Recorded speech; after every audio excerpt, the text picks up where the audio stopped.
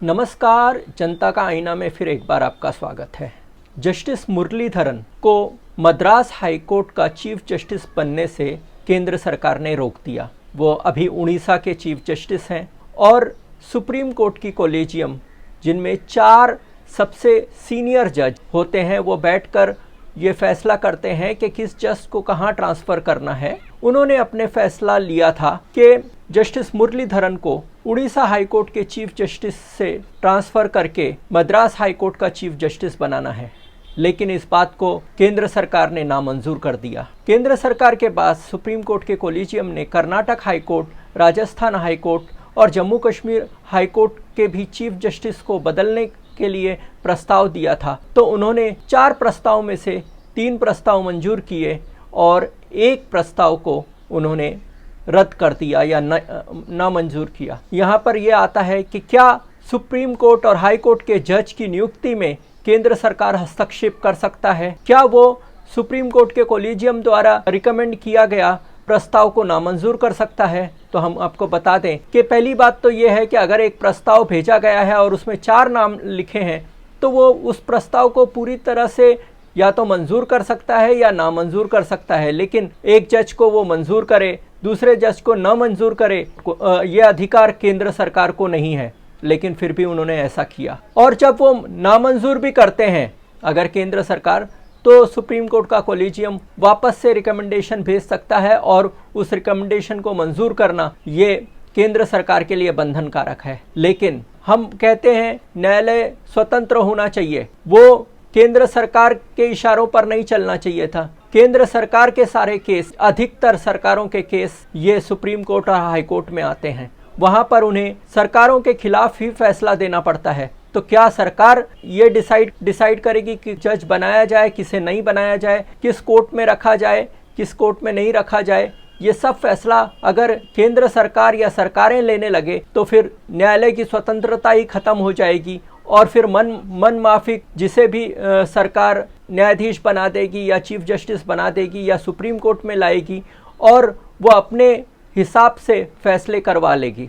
इसके पहले भी जस्टिस जोसेफ को 2018 में उनको सुप्रीम कोर्ट में आने से रोका गया। उसके पहले अखिल कुरैशी, उनको भी सुप्रीम कोर्ट में आने से रोका गया और उनको मजबूर किया गया कि वो हाई कोर्ट के लेवल पे ही वो रिटायर हो जाएं, जबकि वो सबसे सीनियर मोस्ट जज थे। दूसरे जजेस का अपॉइंटमेंट कर दिया, उनसे जूनियर जजेस का, लेकिन अखिल कुरैशी का नहीं किया।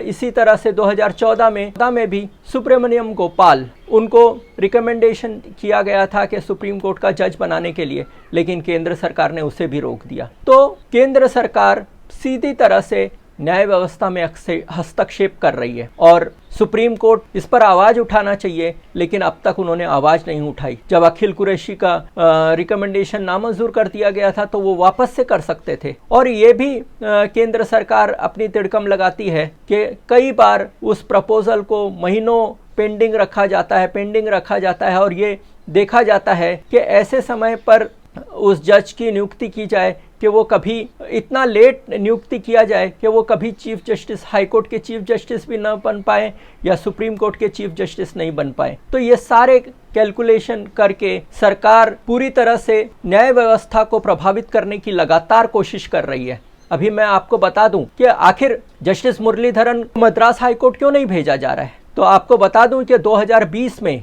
दिल्ली में हेट स्पीच दिया गया था। प्रवेश वर्मा, अनुराग ठाकुर, कपिल मिश्रा, इन्होंने तीनों ने हेट स्पीच देकर दिल्ली में पूरा माहौल को खराब करने की कोशिश की। एक धर्म के अनुयायियों के खिलाफ उन्होंने वातावरण निर्माण करने की कोशिश की। और जब इसके बारे में मामला हाई कोर्ट में आया, दिल्ली हाई कोर्ट में, वहाँ जस्टिस मुरलीधरन के सामने आया, तो उन्होंने सीधा सवाल किया दिल्ली की पुलिस से कि क्या ये जो भी इन्होंने किया है और जो इसके सबूत उपलब्ध हैं, आप उसे देखते हुए एफआईआर दर्ज करोगे क्या नहीं करोगे, कल तक हमें बताइए। तो उनको रातों रात उनका ट्रांसफ़र कर दिया गया Punjab and Haryana high court में और उनको फैसला नहीं लेने दिया गया और फिर उसके बाद ये मामला पूरी तरह से रफा दफा कर दिया गया। तो केंद्र सरकार अपने अपराधी प्रवृत्ति के अपने कार्यकर्ताओं को, अपने नेताओं को बचाने के लिए लगातार जुडिशरी पर दबाव डाल रही है और अलग अलग तिकड़म लगा रही है ताकि अपने हिसाब से निर्णय लिया जा सके। आज इसलिए हम नहीं कह सकते हैं कि जो न्याय व्यवस्था है वो स्वतंत्र है, क्योंकि हर मामले में न्याय व्यवस्था के केंद्र सरकार हस्तक्षेप कर रहा है और अपने हिसाब से नियुक्ति कर रहा है। ये हमारे लोकतंत्र के लिए, हमारे देश के लिए, संविधान के लिए, सबके लिए ये खतरे की घंटी है। तो अभी इस पर लगाम कौन लगाए? सुप्रीम कोर्ट को खुद आगे आना चाहिए और ऐसी प्रवृत्ति को ख़त्म करना चाहिए और केंद्र सरकार के दबाव में नहीं आना चाहिए। लेकिन वहाँ पर भी कुछ लोग बैठे हैं जो ये चाहते हैं अपना तो प्रमोशन हो जाए, हम सुप्रीम कोर्ट में आ जाएं, चीफ जस्टिस बन जाएं, बाकी जो भी होता हो देश का वो होता रहेगा। तो अगर ऐसे ही सोच जजों की रहेगी तो ये लोकतंत्र के लिए बड़ा खतरा है। तो हमें जनता के रूप में ये सबको के खिलाफ आवाज़ उठानी पड़ेगी और हमारी न्याय व्यवस्था स्वतंत्र और निष्पक्ष रहे, इसके लिए हमें भी काम करना पड़ेगा। तो ये वीडियो आपको कैसा लगा? अगर अच्छा लगा तो लाइक कीजिए, शेयर कीजिए और जनता का आईना को सब्सक्राइब कीजिए। धन्यवाद।